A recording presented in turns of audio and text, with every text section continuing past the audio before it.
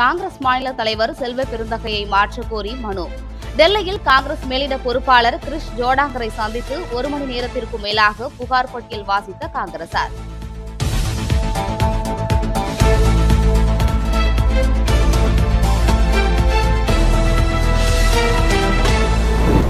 உத்தரப்பிரதேச மாநிலம் வாரணாசியில் சிக்கியுள்ள தமிழக மாற்றுத்திறனாளி கிரிக்கெட் வீரர்களை சென்னை அழைத்து வர துணை முதலமைச்சர் உதயநிதி ஸ்டாலின் நடவடிக்கை.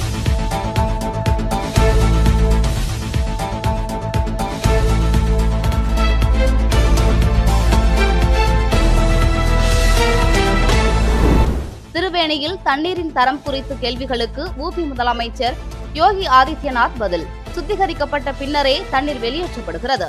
இந்த தண்ணீர் குளிப்பதற்கு மட்டுமல்ல, குடிப்பதற்கும் ஏற்றது. கும்பமேளாவை அவதூறு செய்வதற்காக பொய்யான பிரச்சாரம் செய்யப்படுவதாகவும் குற்றச்சாட்டு. சென்னை ஜவஹர்லால் நேரு விளையாட்டு அரங்கத்தில் நடைபெற்று வரும் 23வது தேசிய மாற்றுத்திறனாளிகளுக்கான தடகள சாம்பியன்ஷிப் போட்டிகளில் வெற்றி பெற்ற வீரர்களுக்கு பதக்கங்கள் அணிவித்து பரிசு வழங்கினார் துணை முதலமைச்சர் உதயநிதி ஸ்டாலின்.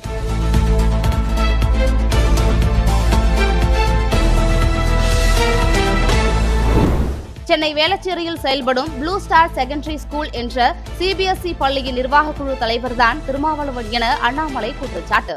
திமுகவினர் போல் திருமாவளவன் இரட்டை வேடம் போட மாட்டார் என நினைத்தேன், ஆனால் ஏமாந்து விட்டேன் எனவும் கருத்து.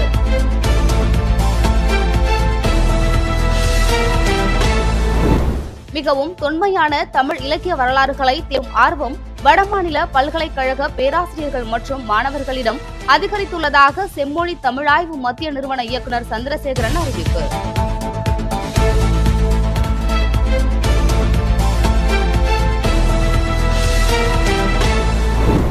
ஆணாதிக்க மனப்போக்கு ஆபத்தானது மட்டுமின்றி வெட்கக்கேடானது என வானதி சீனிவாசன் கண்டனம். நிதி அமைச்சர் நிர்மலா சீதாராமனை அடிப்படை மாண்பின்றி ஒருமையில் சாடியதோடு சாதிய ரீதியாகவும் கீழ்த்தரமாக விமர்சித்த வேல்முருகனின் அநாகரிக பேச்சு வன்மையாக கண்டிக்கத்தக்கது எனவும் கருத்து. உத்தரகாண்டில் வெளி மாநிலத்தவர்கள் விவசாய நிலம் வாங்க தடை விதிக்க ஆளும் பாஜக அரசு முடிவு. இது தொடர்பாக அமைச்சரவையில் தீர்மானம் நிறைவேற்றும்.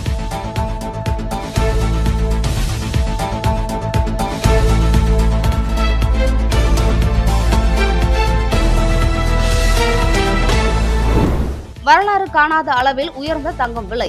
சவரன் 70,000 நெருங்கும் என தங்கம் வியாபாரிகள் சங்கம் தகவல்.